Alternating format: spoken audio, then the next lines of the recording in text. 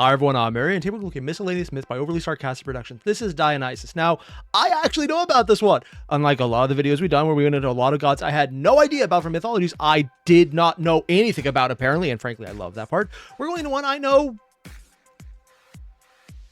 much less than I realized I started the video with. I know Dionysus does wine. And that's the point I realized. That's also literally the extent of what I knew about him. Huh. I'm literally having a moment right now where I realize the extent of my knowledge was actually nothing, and I very greatly overestimated that. On the other hand, it means everything new here is going to be new to me, and I'm really looking forward to this even more now. Nice! This is fun. I like this. More importantly, you guys know the deal. Link below video. Hit it up. Let's get started. Dionysus, god of wine, life of the party, known primarily for being drunk and having some pretty intense fangirls who killed Orpheus that one time. Wait, what? Wears lots of leaves, not a fan of pants, spends most of the day... I'm sorry, what was that last part? Intense fangirls who killed Orpheus that one time. Okay, I was not aware of that part. Wears That lots of was leaves, new. Not a fan of pants, spends most of the day draped in grapes and turning dudes into dolphins. Is there really more to him than that? Oh, is there? What? Is there ever? I think I just found a new favorite animation for Red. Just like the sudden evil Red. She even dyed herself red for this one. Oh my god, she's just the smug. I thought in the last video, the smug, actually the Welsh video specifically, the smug was perfect. No, Red drawing herself being smug. God damn, that's good. But we'll get to that. For now, let's start simple and cover the basics of the backstory. Oh? The classic The official myths. story of Dionysus begins with Zeus, who at this Tee-hee, oh you, hee-hee. This can't possibly end badly for me. I mean, a few people had it good. Perseus's mom? Yeah, it got good, just took a while. At this point may as well change his deific designation to God of One Night Stands, carrying on a semi-secret affair with...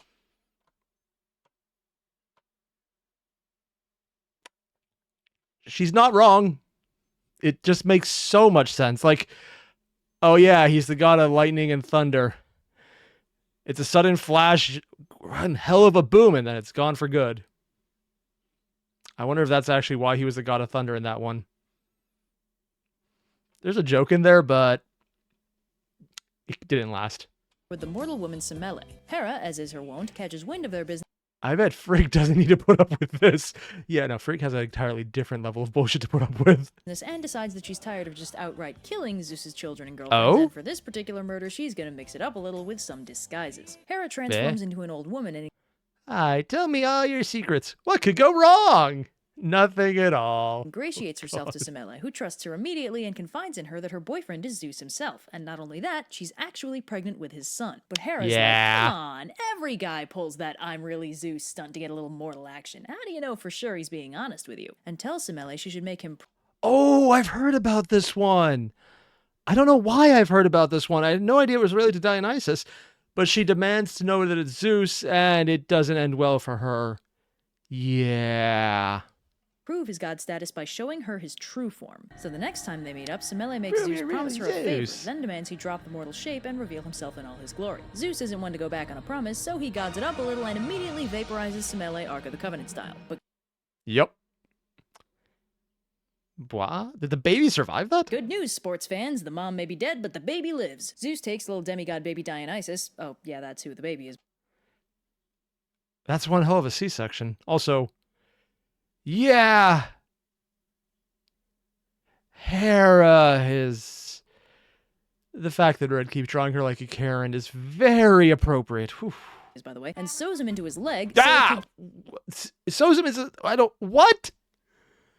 Censorship, because in older stories, leg injuries were usually oblique. Decent ways to refer to ball injuries, and I ain't drawing any of that business.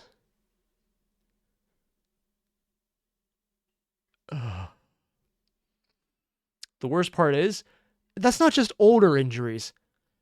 For example, Hemingway in The Sun Also Rises talked about a guy who had a lower body leg wound, and went on an entire spree about a man coming in after the Great War, World War I, of course, and talking about how he gave everything for the country and the cause, and just talked him up. And the entire time he was like, shut the fuck up, man. The guy's entire deal was that his dick was shot off. That's the entire plot twist for The Sun Also Rises. It's a man who can't deal with the fact that he lived to have sex and he couldn't have sex.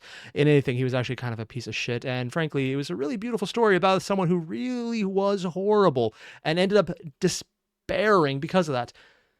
And the more you think about it, the more it actually was just Hemingway's self-insert at that point, because that's literally how he felt about himself when he was aging. He couldn't do exactly the kind of stupid stuff he never grew out of. Yeah, that got a lot darker as a rambling aside than I meant. But my initial point was just, this isn't just older stories. This is... Sorry, I just realized Hemingway would technically count as classical literature at this point and would actually be an older story. It was from a previous millennia. And I was like, that's just the last 50 years ago. Although I'm not sure when The Sun Also Rises was written, so it might be closer to a century, 3/4 of a century at this point. Oh, wow. Time is a bitch, and I feel old suddenly. Can finish growing. A few months later, Dionysus is born for realsies, and his exploits can really get started. Yep. Keep an eye on that initial theme of rebirth. It's central to some very interesting aspects of his character I'll explore Really? later. But first, So rebirth was an aspect of Dionysus out of all of them? Huh. shenanigans. I was never expecting is, that. of course, wildly... So, where have you been recently? So what have you been up to recently? Where... Yeah, honestly, at this point, she probably should just ask, who have you been up to recently? That's probably more accurate with him. Also, baby Dionysus is adorable. Unsafe on Olympus on account of Hera, so Zeus sends Yeah. him to in secret. Exactly who raises him varies from telling to telling, with foster parents ranging from Hermes, the titaness Rhea, the mortal king Athamas, and Queen Ino, who raise him as a girl, and even Persephone. Let's also make note of his connection to Persephone in this version. This is... Okay, one? The Titan Rhea is not... Huh? Sorry, I didn't realize any of the Titans were still around at this point. But Rhea would be the goddess of the earth at this point, I think. Or the equivalent of the stand-in for it. So maybe that's the reason? Also, Persephone. Wine, rebirth. I didn't think they went together, but what if this is something Christianity kind of assumed later on? It's all going to come together later, I promise. So Dionysus grows up to young adulthood and begins his classic godly exploits. He starts off by discovering how to make wine, but before he can spread this knowledge to the rest of the world, Hera drives him temporarily crazy, and he wanders around for a while before Rhea fixes his brain. Wait, seriously? Oh, and that's the connection to Rhea. And wait, is he in India now? Then he gets on that whole teaching the world how to make wine thing and wanders pretty far afield. There's a story that Alexander the Pretty Alright stumbled on a town called Nyssa during his journeys along the Indus River, which they told him was founded by Dionysus. The Great, it's Alexander the Great, that's the joke. During his meanderings. Dionysus is also a major... Hi, Prince, you are fine... What are they all saying? What? Cutie, which gets him in a spot of trouble when he gets abducted by sailors for unsavory purposes. Of course, they get more than they bargained. Oh, fetch a high price. Ah. Yeah. And Dionysus responds by turning the mast and oars into snakes, filling the ship with ivy and the sound of flutes, and possibly turning into a lion. This obviously terrifies and/or maddens the sailors, who leap overboard and are promptly turned into dolphins. You may be wondering, hey, how did the cheerfully drunk god of wine do all that stuff you just said? What does feral wildlife and crippling insanity have to do with a fine Chardonnay? No. This makes perfect sense to me. I'm not even joking about this. Right now. Huh. The god of wine turns people into raving beasts. I got no idea. That's not like actually what wine does if you don't do it right. I stand by what I said. Oh, man. Don't worry about that for now. We'll get there. While it's generally accepted modern canon that this never officially happened. Come, child, and take your place among the gods. Neat. Who's that supposed to be? Because it's a female, but it's not Apollo. Or is it a soul? Hestia, goddess of the hearthfire, gave up her seat as the 12th Olympian to Dionysus and established his godhood. There is actually no mythological precedent implying that ever happened. Oh, that was Hestia? Huh. What? Olympian to Dionysus and established his godhood. There is actually no mythological precedent implying that ever happened. Which is weird, because I didn't realize there was a limited number of Olympians. Especially since there's been so many demigods and so many covered. Also, yeah, I didn't realize it was her because I'm thinking Don Machi more than anything else right now. And yeah, there's a bit of a difference right there, except Both are hotheads, now that I think about it, so it's not entirely wrong. Listings of the 12 Olympians will generally include either Hestia or Dionysus, but Ooh. not both. So people kind of assume he supplanted her, but it's not really clear Different or retellings? established anywhere. He also gives Midas his golden touch, which turned out not good. Yeah. How could this have gone so wrong? You got me? I thought it was foolproof. Drunk god giving out drunk powers? Yeah. That was a not good thing that happened. So, now that we've established some canon for Dionysus, forget all that because there is no canon. There is only an endlessly deep well of mysteries and fragmented mythology, and Dionysus is much older and weirder than he seems. What?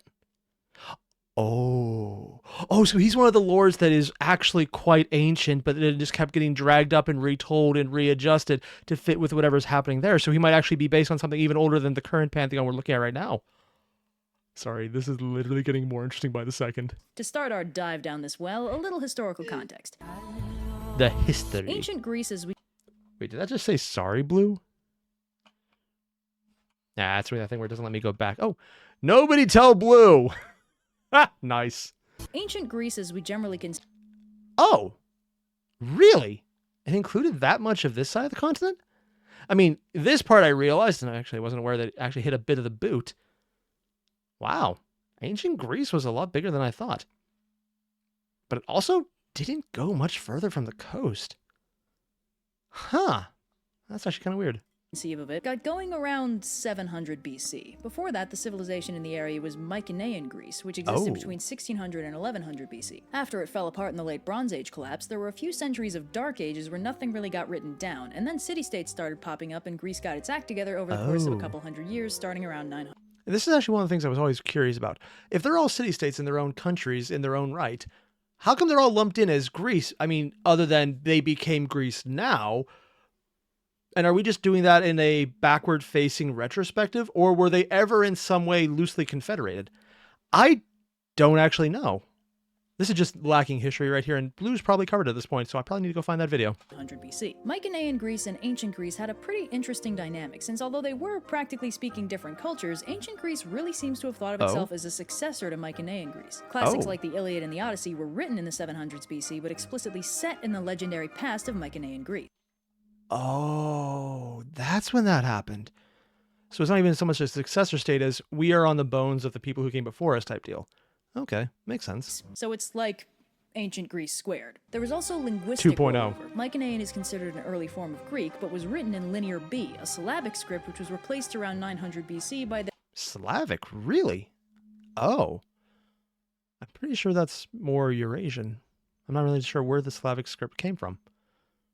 basically modern Greek alphabet, which in turn was derived from the Phoenician alphabet. Oh, anyway, this Phoenicians, is apparently that's where it came from. of the Gah! Zeus is Dewey. I hate myself because that's exactly where my mind went to on this one. He is Dewey.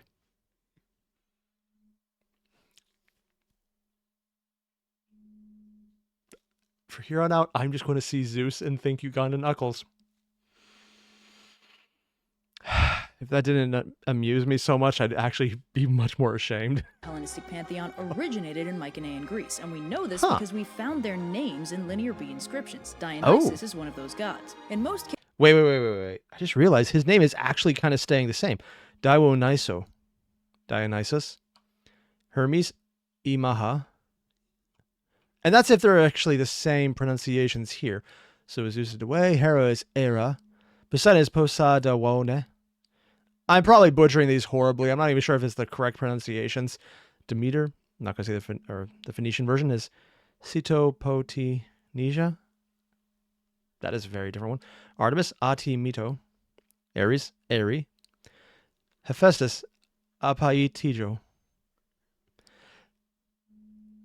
Dionysus is pretty much the similar one there, followed by Poseidon. It's kind of interesting how those are the ones that changed the least. Dionysus is one of those gods. In most cases, we know very little about what roles they played in the Mycenaean religion, although they seem very different from their classical Hellenized characters. Poseidon, for example. Wait. So Mycenaean Greece, even though everything was set in that time period, is significantly different. So it's not even successor 2.0. It's legitimately completely misunderstood in the same way that Oh. Some of the things around King Arthur came up as various layers on layers of stories, so you don't actually know the original one. Huh. Seems to have filled the role of head god, and he was treated more as a god of earthquakes than a god of the sea. Yeah. I mean, if the sea shakes, The Mycenaean religion has a notable chthonic bend compared to classical Greece. Chthonic, popular, not popular. Or not chthonic, unpopular. And they were all going with Poseidon as the head god. Honestly, it makes sense considering most of their land was either adjacent to the sea or not. So a sea god-centric would be more, well, understandable at that point. We do know that the Mycenaean religion seems to have put a stronger focus than Hellenism did on worshipping chthonic gods, deities with connections to the underworld, and that Poseidon's Earthshaker epithet designated... Oh, underworld. That's what chthonic means? Huh. I forgot whatever Poseidon's connection to it was, other than the deep below abyss of the sea, I guess might be the case. Him as a chthonic god, and might have been why he was considered so important, while Zeus, in contrast as a sky god, was barely acknowledged. There's also, fun fact, no Mycenaean equivalent to Hades, although Persephone and Demeter are both Mycenaean. Oh! Now that is fascinating. The concept of Persephone predates Hades, potentially, although considering the age, it could just be a case of he did exist in a different form and we just don't know about yet, or maybe are misidentifying it, because that's always a possibility when you come to something this old. That said, the fact that there was plenty of references to them, and so Persephone and Demeter both exist at that time period as verified facts, but Hades doesn't. Assuming that it isn't just a matter of not finding the evidence or misassociating the evidence, then he was actually added in later and she's the initial one. But also the jobs would have been very different too. Dude. You know, I just realized there's a very good example of what this would look like, but it actually causes me physical pain to say it. So much pain that I'm going to subject everyone else to it right now. This is trying to figure out what the hell Twilight was from reading a fan fiction of 50 Shades of Grey. And if you've got into that reference, you know just what I said. You have my sympathy. Not enough that I wanted to say it, but enough that you know how fucked up that shit is. I mean, dear God, the writing is horrible. They talked about just elevators going down, but how they would not go up, and they were falling as fast as an elevator, but the elevator isn't falling, it's broken. And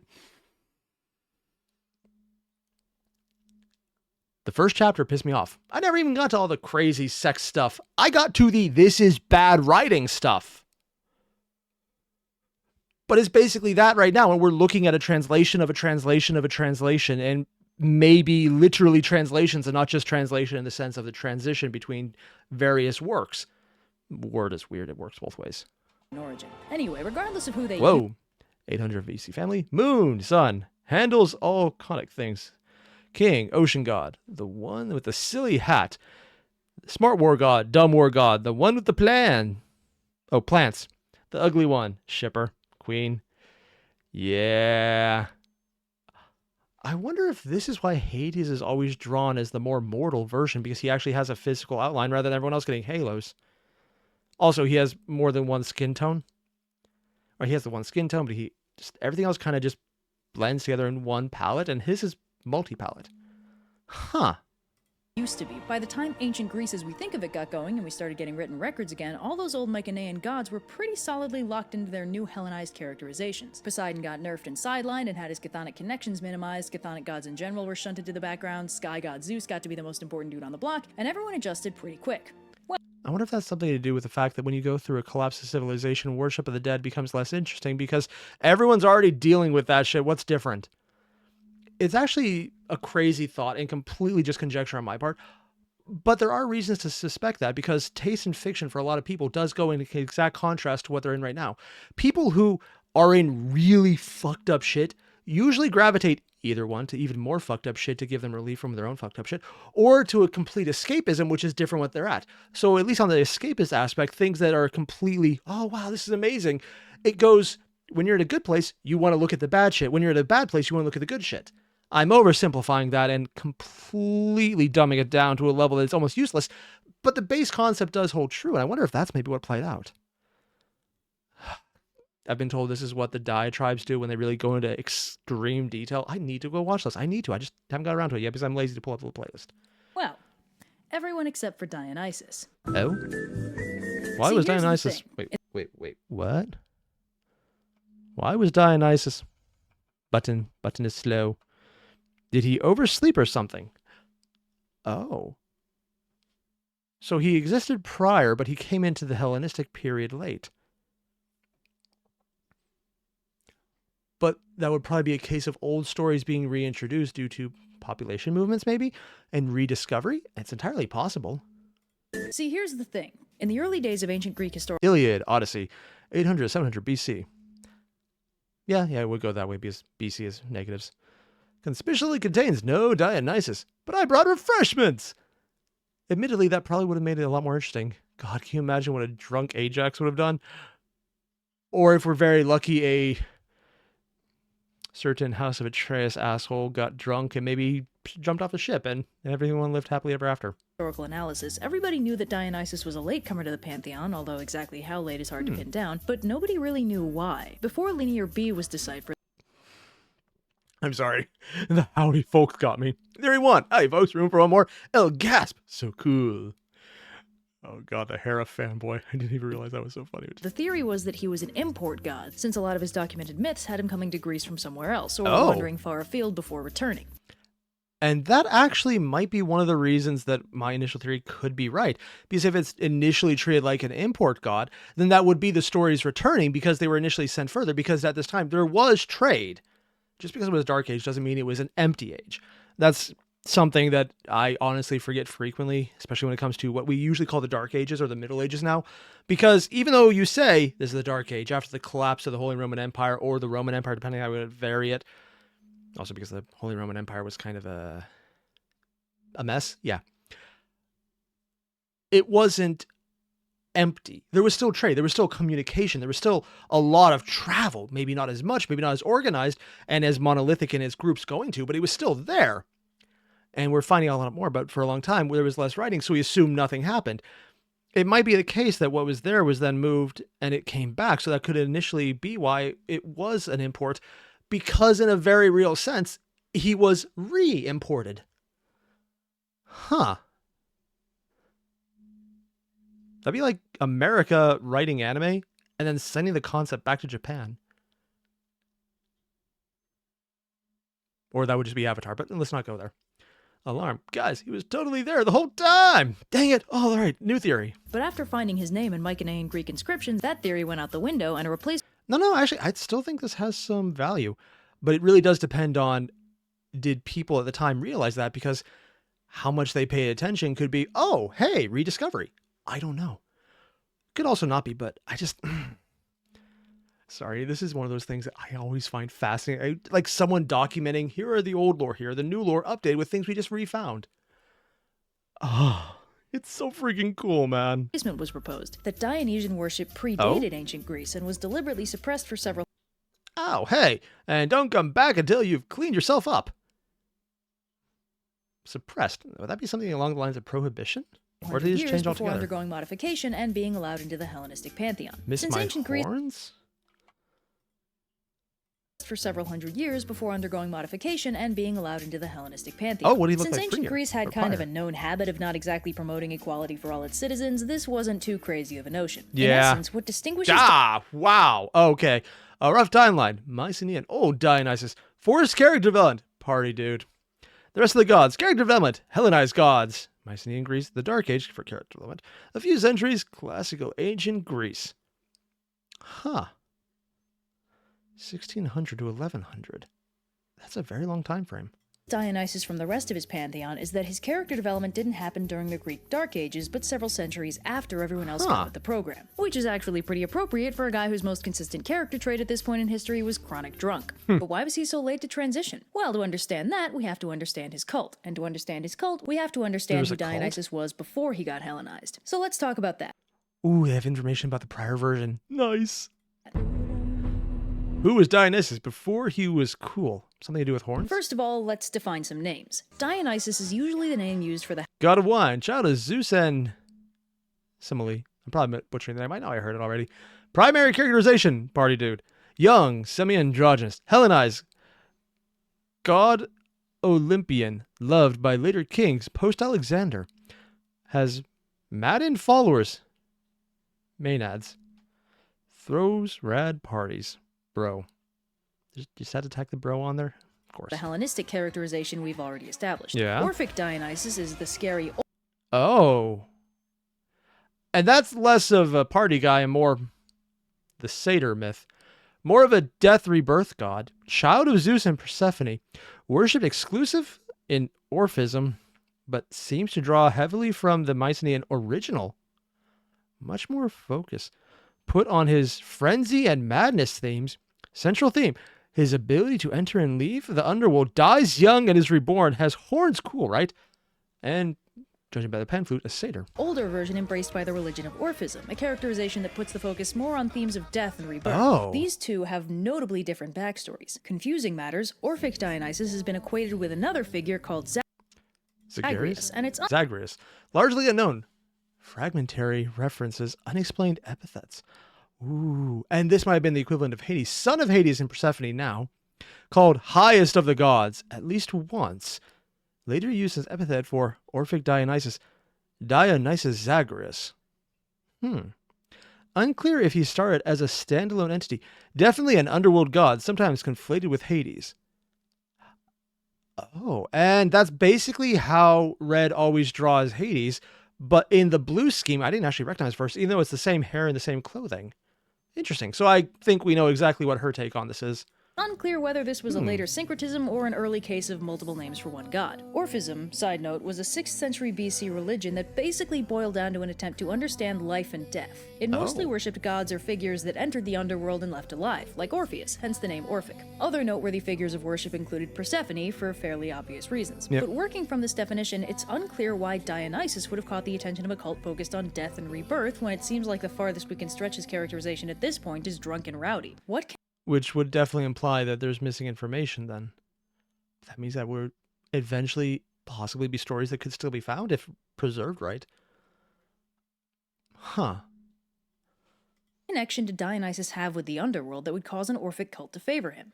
Let's talk about an older story of Dionysus' birth. The first difference between Orphic Dionysus and plain vanilla Dionysus is that he's the son of Zeus and Persephone, while an older fragmentary...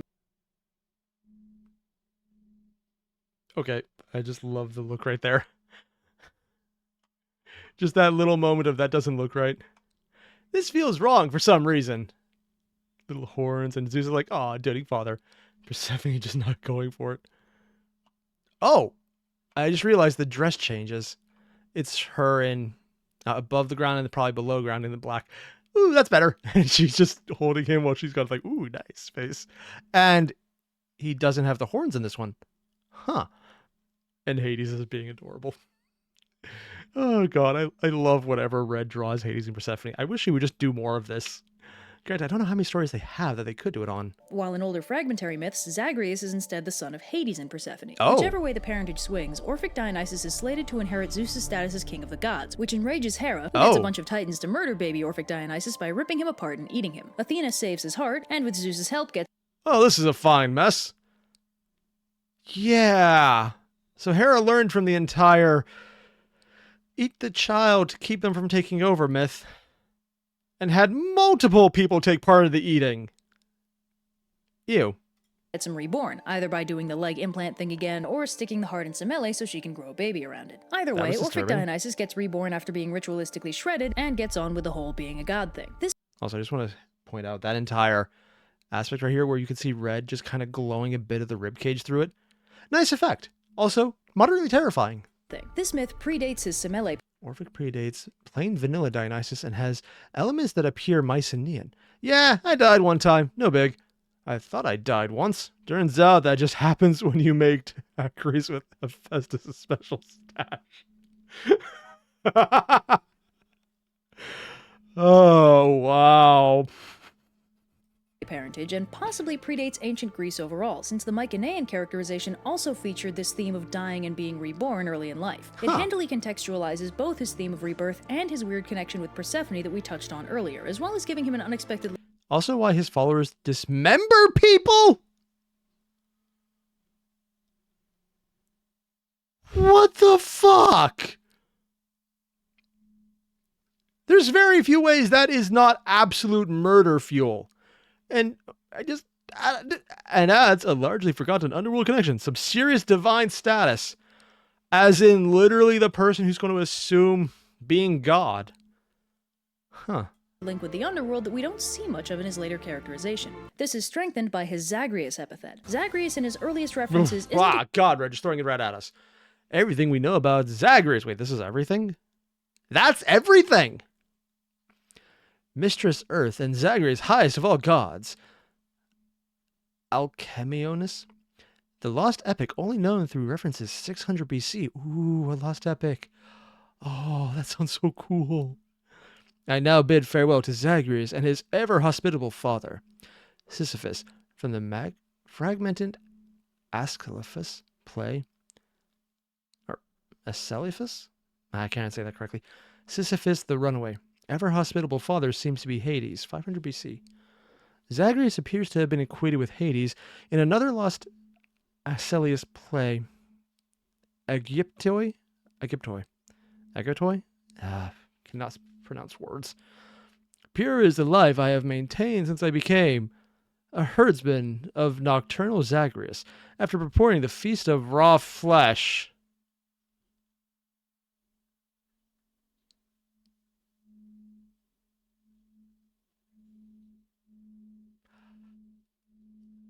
Considering the references to the cult of Dionysus dismembering people, and then we're talking about raw flesh feasting and herdsmen. Normally I think that's something like in the hills with sheep, but maybe it was actually herding men. Chorus in Euripides, fragmented plan, Cretes, 400 BC. I've never actually read Euripides, so maybe I'm completely wrong. I'm just going to assume I'm wrong. If I'm right, don't just tell me I'm wrong, please. Explicitly connected with Dionysus, but he is strongly linked with Hades and the underworld in general. In his earliest references, from around the 600s BC, it's not even clear if he and Hades are different entities, and he's hugely important in the underworld hierarchy. That's why this seems familiar. This is literally the same thing with Quetzalcoatl. We know they're important. We saw they're important. We don't know what the hell was so important about them, because it was so important, everyone knew it. It was such common knowledge until it wasn't. That's like, the number 42 is very important. If you've never seen Hitchhiker's Guide to the Galaxy, and your only knowledge of that was me saying this right now, it has completely lost all context. You know that there's an important point there, but why or how so doesn't have any meaning. It's literally that problem all over again. I guess it makes sense this would happen in multiple various civilizations, because time is a bitch. Attention, I am now also this dude. Zagreus as a standalone entity seems to have been a very important chthonic god, and by appending his name to Dionysus, Dionysus inherits his strong underworld connections. Going back as far as we can, the Mycenaean inscriptions we have... Mycenaean Dionysus, older with the horns in blue. Very limited information. Much of this is extrapolated from early classical ancient Greek characterizations. Theme of death and rebirth due to dying and being reborn. Son of Zeus, mother unclear. Abandoned young, raised by nature. Has a wine cult. So the wine thing was there from the start, okay. Appearance-wise, likely horned and bearded, older and more mature. Extrapolated from older portrayals. Have confirmed that Dionysus' death and rebirth, as well as his status as a son of Zeus, were original elements of his characterization, not later additions by his Orphic cult. He's also got some themes of being abandoned by humanity and raised by nature, which might play into his later nature and animalistic associations. So this gives us something of a starting point. Dionysus enters the ancient Greek world as a god of death and rebirth with strong connections to the underworld. Those underworld connections appeal to the later Orphic religious movement, causing his... 900 BC to 600 BC, so it's still him, but different. And it would even fit with the entire rebirthing, because he's being reborn younger. Paradigm shift. Bye, Beard. Orphism plus syncretism with Zargus? Combining them, yeah. Characterization to get a bit schizophrenic, as they put focus on an element of his characterization, otherwise largely being left behind. Anyway, this alternative birth myth gives us something of a feel for... But why has cool beardy Dionysus excluded? And where's his wine come in all of this? Don't they know the party don't start till I walk in? Yeah. Where his characterization started, but doesn't really explain why he would have been excluded from the Hellenistic pantheon. And we also haven't put together where his wine connection came from yet. So now let's talk about what his personal cult can tell us about the rest of his character. oddly enough, I'm fully expecting Red to make references to later Christianity in the cult stage when it was still banned in Rome, finding favor with people who might have still been practicing this cult at the time, because there's a lot of things that overlap. Emphasis on wine, son of a god, rebirth. It doesn't match up right away, but I could see a lot of people initially hiding one cult inside the other, or not realizing and just being drawn in because they didn't actually realize what they were doing. That assumes a lot, but it's also not entirely impossible, considering that's a thing Romans did at the time. They would conflate gods, build gods to statues that they don't even know. And technically, I didn't misspeak there. It's literally gods to statues because they didn't know what the god was, so they made statues for an empty state that was a god. They just don't know what the god is. Yeah. There was one statue in a bunch of different temples that was always like, we don't know who you are, but if there's more we're not aware of, have fun because we don't want to piss you off by not having a statue. Yeah. Characterization. The cult of The cult Dionysus. of Dionysus was, unfortunately for us, a mystery cult, meaning its exact rituals and practices were kept secret from outsiders, but we have pieced together the basics. For one thing, it predates ancient Greece by a... Predated ancient Greece. Maybe existed at the prior to Mycenaean. Definitely existed here from the Mycenaean, the Dark Age, and ancient Greece. wide margin, and might even predate Mycenaean Greece in one form or another. It also most likely... What predated Mycenaean Greece? Most of my knowledge is on Hellenistic Greece, so I have only the barest knowledge that they existed because of references like Troy. But what was around prior to even predate it? They started off less as a Dionysus cult and more as a wine cult, worshipping the state of intoxication and the liberation from societal inhibitions that came with it, because... Yeah, let's be completely honest. If we would consider that a cult now, there would be a lot of worshippers, and considering the tax benefits, I'm actually surprised a bunch of bars haven't actually agreed to that already. We're not a bunch of alcoholics just taking money from people who can't stop. It's a religion. It would make all purchases in a bar tax exempt.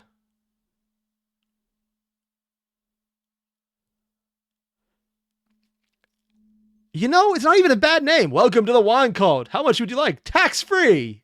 It's a religious donation. Oh God, you could buy beer as an actual taxable or an actual expense that you could then write off for a religious donation.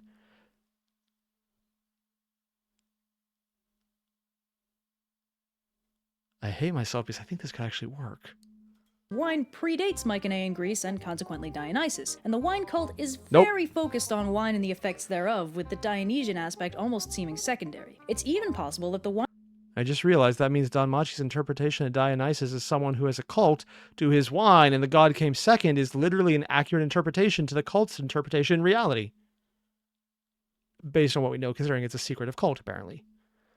And that's probably why it was a cult and not one of their named religions like normal, because it was so secretive and you have no idea what the fuck's going on. Wine cult originated around the same time wine did, aka 6000 BC, making they got drunk and thought it was a religious experience. Old as balls. If this is true, it also probably originated in this place called the Zagros Mountains, which, yes, does sound a lot like Zagreus. This would be a really convenient etymological link if the two words were...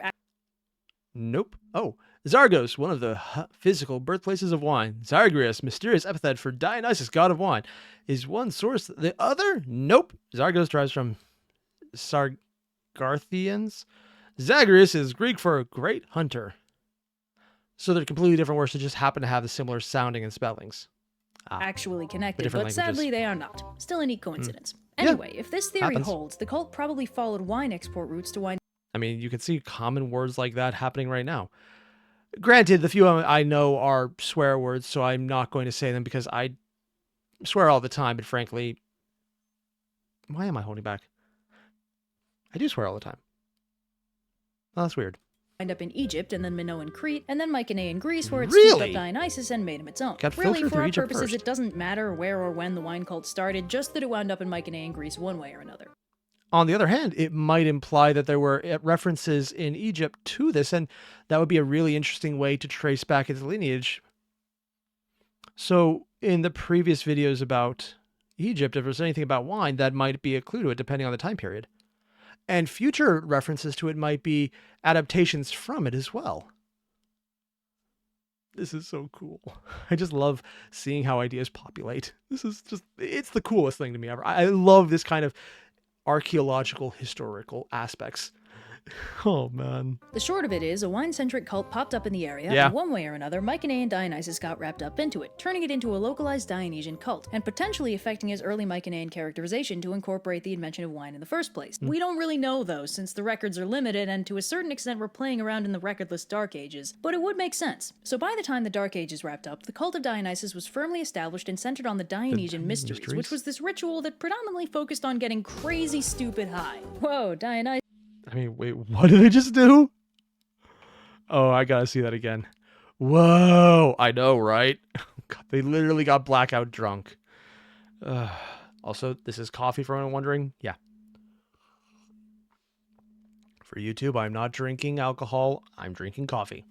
Whoa, Dionysus, the 70s called. They want to know if they can borrow some of your stash. See, Yeah, they intoxication would. was at this point considered Sober person plus wine and hallucinogens. Dionysium simply linked with wine. Drunk, high person, Dionysus now directly linked with the person. So they literally believed it was an actual way to commune with a god because you were... Wait, and hallucinogens. Oh, so they literally spiked their own wine at the time. Huh. I wonder how they a did form that of with what? possession by Dionysus' spirit, which in turn allowed the cult members to theoretically tap into his divine power, along with the Oh. primordial, inhibitionless subconscious mind that Dionysus' madness could release. There was also some pretty hefty symbolism. Living grapes, crushed, destroyed, fermented, intoxicated wine. Living god, dismembered, consumed, regrown. Mad god reborn.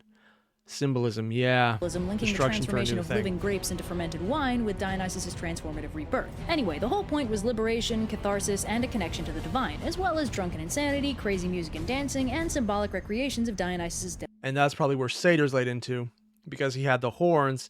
So I wonder if you examine the myth about satyrs, you would find more information about him that just got disconnected over time. Death and rebirth. A lot of dismemberment happened. Like a What? lot. Mostly Wait, what? What? like recreations of Dionysus' death and rebirth. A lot of dismemberment happened. Death and rebirth, like a dismemberment. lot. Mostly to What did that say? Oh, I'm not sure I want to find out here. It's Sparagmos. If you were curious, there's a word for it. I'm not curious, and now I'm even less because I could actually Google it and find out. Mostly to bulls because they were symbolic of Dionysus, but it also happened to other stuff. Ever People. wonder why Orpheus got ripped apart by those ladies that one time? It's this. He died for a sweet literary reference. He was an artist. It's what he would have wanted. Unsurprisingly, Dionysus' cult Join the cult of Dionysus and stick to the man, or stick it to the man. And when they mean stick it, they mean knives and dismemberment, don't they? attracted a lot of marginalized people, like women, slaves, and non-citizens, because it gave them the opportunity to reject the societal constraints getting dumped on them. Double unsurprisingly, this cult wasn't But I'm the man! Outrageous! So it's literally the cult of anyone can join, but since anyone can join, they don't... It's anti-man. Okay. very popular with the society that made those constraints, which led to several centuries worth of attempts from various ancient Greek governments to outlaw the cult altogether, which never ever Huh. Well, that's actually quite fascinating, because it was inherently a rebellion.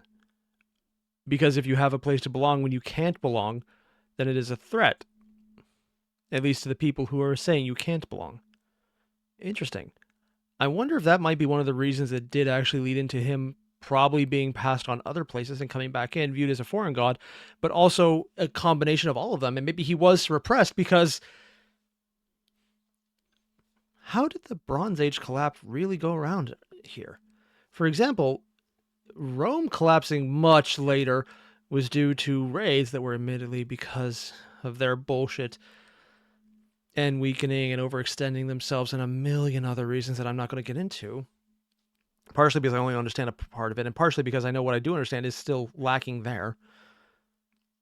I wonder if there was actually something in play where these might have been someone viewed as a reason, accurately or not. That's a huge stretch, but on the other hand, that kind of historical cutting out does happen when you view a specific group as a reason for bad shit, deserved or not. See, this is the kind of stuff I wish there was stuff about, but it's the Dark Age here is what she's writing it as, because there aren't records, so you can't find those records. Unless you just happen to find someone, but it'd be incredibly biased, but if you knew the bias, you could take that into account, and... I need more It information. worked because wine and parties and sticking it to the man, yo, will never die. So after this had failed enough times, eventually Greece settled Whoa. on trying to control it a little. That is a very faded statue. I have no idea what I'm looking at. I think that's the face, but the necks are huge. Resulting in the establishment and gradual acceptance of the more chilled-out Hellenistic Dionysus we all know and love. When exactly did all this happen? It's tricky to put dates to this sort of deific character evolution, but we've got a few concrete milestones to work from. To start with, Dionysus is Officially excluded. So, what's everybody all worked up about? Oh, just a little war between the Greeks and the Trojans? Nothing too epic. explicitly not in the Olympic pantheon during the 8th century BC Because it was written after that time period, so they wouldn't have been aware of him. This is probably before he was reintroduced then. Huh. that's when the Iliad and the Odyssey were written, and Dionysus is notably nowhere to be found. He and Hestia are the only ones of the traditional 12 Olympians to not be referenced, so this is a very Hestia as well.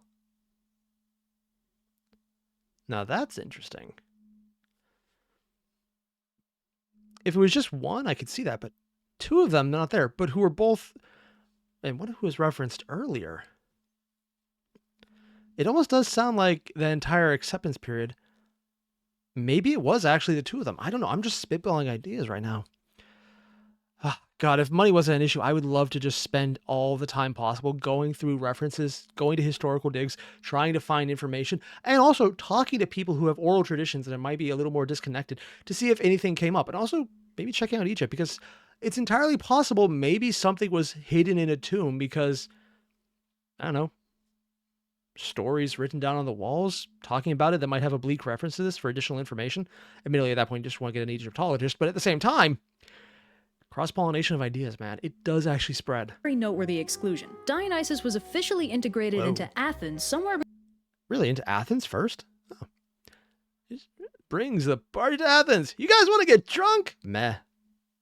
What? between 561 and 527 BC, because that's the duration of the reign of famous tyrant Pisistratus, who first brought the Dionysia to Athens. That's how you say the that? Dionysia was a formerly rural celebration honoring Dionysus and celebrating the cultivation of wine. When Oh, so there were actually local things around it, but it might be just him returning, or was that a holdover from older Mycenae that just got changed over time?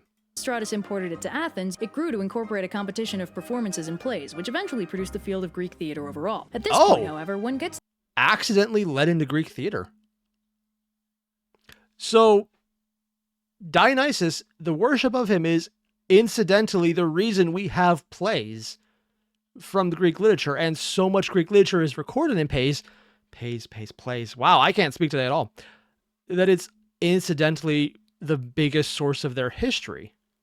It's the impression that Dionysus still wasn't fully popular with the Athenians, as Pisistratus justified the importation of the Oh, I guess you haven't heard what he did to those Athenians who rejected him.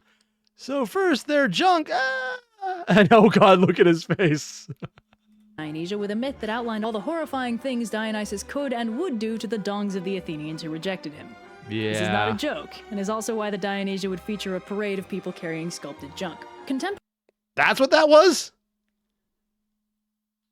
Please don't tell me the dismemberment continues specifically with... It probably did. Contemporary imagery of Dionysus also usually recalled an older visual where he sported a beard and had an overall mature look. So at this point, Dionysus has landed in Athens but hasn't fully transitioned to his popular young drunk hippie characterization yet. The next milestone comes to us from Euripides, who provides us with a literary missing 405 BC? Ooh, putting more dismemberment. Do you mind? The Bache? link in the form of the Bacchae, first performed in Bacchae. 405 BC at the Dionysia festival. The Bacchae shows us a Dionysus in roughly the middle of his transition from terrifying god of uninhibited madness to party guy, as he returns to Greece from a globetrotting exile with an army of Maenads to claim his divine status and So this is actually one of the stories put out altogether, covering this transition. Ooh. take revenge on a king who outlawed his worship. This Dionysus is the child of Zeus and Semele, born prematurely, roughly in accordance with the Hellenistic version we discussed earlier. But in this case, the people of Thebes refused to believe his divine origin. I'm just saying, it seems unlikely Zeus would disintegrate his own lover. I mean, yeah, usually he's not the one doing that to his lovers. Granted, this time he was tricked into it, but he doesn't usually seem to go about doing it that way. origins, so he drives them crazy and claims them as his followers. After a sufficiently large number of shenanigans involving natural disasters and plagues of madness, Dionysus begins to warp King Pentheus' sanity, who begins to see through Dionysus' mortal disguise and notices that he has horns, another holdover from the older, scarier characterization that didn't make it to the Hellenized edition. King Pentheus winds up getting dismembered by Dionysus' maenads, including some of Pentheus' female relatives, and it's a happy ending, or at least a cathartic one. That was the happy ending? The Bacchae Dionysus. Not happy, fun, nice guy. Disruptive to society. Dangerous call. Madness-inducing hordes. Son of Semele. Born prematurely. Not eaten by titans. Madness-inducing holdover. Young. Yeah, so it's basically him with the horns, but otherwise the same as what came later. So even in the interpretation of how she's drawing it, you see the transition. This mid-transition Dionysian characterization shows us a Dionysus with a mortal mother, no explicit death and rebirth, a serious temper, no regard for the social structures that reject him, an army of crazed followers, the ability to induce madness and hallucinations in whoever he wants, and horns. Despite the absence of his dismemberment and rebirth in his Bacchae... Despite not featuring the original sparagmos, yeah, that's a word. Nope, I don't like it. And using nerfed premature birth version of the theme. Backstory. Bacchae story. The theme is still held on in his worship, which is why Pentheus is dismembered in such a familiar way despite lacking the immediate mythical context. It also shows us that by 400 BC, Dionysus was... The moral of the Bacchae casts Dionysus' claim to divinity as heroic or at least deserved. How do you like me now? And that also plays into what I mentioned earlier about the statues to gods they don't know, because this would be an example of, we don't know you're a god, and it really went bad. Admittedly, it could be taken as not believing you know everything, or it could also be taken as, oh, fuck, we need to believe everything. Was basically considered an Olympian, even if his characterization wasn't quite all happy, fun, drunk just yet. I should probably just make the Bacchae its own video. But even though Dionysus... Could she? Did she? That would be awesome all in its own right. But this isn't that, so what gives? Probably because that is a lot edgier than a lot of Greek stuff went. There's a lot of killing, but it's usually not that malevolent. It's more, ha ha ha, stupid mortal. It's more removed in a lot of the cases, where this one seemed much more personal. Dionysus has attained a level of chill deemed acceptable by polite Athenian society. He's still not really recognizable as the party dude we all know and love. He's getting there, but he's not there yet. So what's next? Well, here's the deal with that. The tipping point? A century after Euripides, a little something happened to Greece called Alexander the Great gets all up in everyone's business. Yeah. So they spread ideas around, they do a lot. And also suddenly having a lot of wealth dragged back in. I'm not sure how literally that would be, but probably literally that would do it. Also, for an idea of how characters can change in the short term, I'm going to make a reference that is going to make me incredibly geeky, is what I would say, except anyone watching this at this point realizes me being geeky is very much the thing, so it's probably expected at this point. A good example of seeing this in more modern media, that change in characterization from one interpretation to the next, happens in Kara from Undertale. They start off and people have no idea what's going on. They find out more and it's like, oh my god, they're the villain. Find out a little more and it's like, oh my god, they're literally your pawn, as in you playing the game. There's an entire slew of videos covering this transition from one piece to the next, and it's absolutely fascinating to watch that history of a character's interpretation changing as people discover and reorient on them. Other interpretations can come off for many different characters in many different franchises. Throwing out Rama for one, every character in there was bastardized and accepted and refined in different ways, well beyond the actual scope of the story itself, to the point where what a lot of the fan culture around it is and what the story is very different, because fan content evolves. And in these time periods, the fan content was the original content. In fact, it would overwrite it because older stuff could be lost out of age, and because this span of time is huge. And if that's what the time period I'm talking about now is within the last 20 years, also the fact that that's 20 years is actually kind of just hitting me in the face right now, but let's get over that. Can you imagine what thousands of years could do? Ideas might not be able to populate due to the internet just speeding everything up, but it still has time. And also never doubt how much a bored storyteller wanting to tell their own version of a story and having all the time to work on it can make some drastic changes, only limited by everyone else already knowing the story, so they have to make changes within reason and add rather than just change altogether. During which time Alexander the All-Right conquered his way through Persia, the Levant, and Egypt, radically expanding the ancient Greek world and paving the way for centuries of luxury for the kings that ruled this expanded Hellenistic world. These kings focused on two things and two things only: power and parties. And wouldn't you know it, they're The party god, of course. There was an Olympian all set and ready to embody both of those things. Post the 300s BC, Dionysus' popularity exploded as the ruling class began embracing his extravagance and unrestrained party vibe. Because it gave them a right to say, hey, I'm not wasting money. I'm embracing my god by partying and having power. Yeah, that would do it. With the convenient undertone that Dionysus had been characterized as a conqueror for the past couple centuries, leading these kings to embrace his image even more strongly. The Some of them even acted like they were. Whoa, that is a very different art. Both baby and ugly face. I wonder how it would look like if it wasn't degraded. Ptolemy, I, a general under Alexander, turned Pharaoh of Egypt, portrayed himself as Dionysus in this sculpture, and many of his successor pharaohs took the name Dionysus, as one of their epithets. Dionysus was exceptionally popular with the Ptolemies.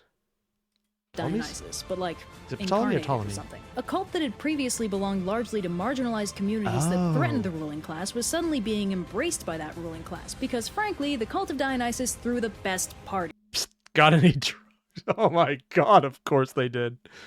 And what with all the wealth and power they had to throw around, the Hellenistic kings didn't really afford want to a lot do more anything shit. but party. And with that, Dionysus completes his transformation from death god to party animal. Thanks to the nationalization of his cult during the Hellenistic period, Dionysus, or Bacchus as he was commonly called at this point, settled into his recognizable... And that's the Roman word Bacchus as opposed to Dionysus, which was more Greek. Huh. I think I heard Bacchus first. I never realized they were the same. modern-day characterization, leaving the majority of his more alarming... And Bacchus would be from the Bacchae, which is the actually darker version now that I think about it. Weird how the darker version name became associated with the less dark version. Character traits behind. But this goes a long way towards explaining the lingering idiosyncrasies in his characterization. Dionysus probably had one of the most radical transformations in the entire pantheon, and while the toned-down recognizable version... I just need to say this right now. Holy shit, this is... I mean, I knew Red was a damn right scholar when it came to this, and I've been told she actually took classes on this, and this is something she has a major, master, or a minor in. Major? No, that'd be a degree. Bachelor's, master, or minor. I don't know which level. So this is something she's incredibly knowledgeable about. I took similar courses, but focused more on the actual fiction aspect in the present. But this is a dissertation in its own right, and it's absolutely fascinating, this deep dive.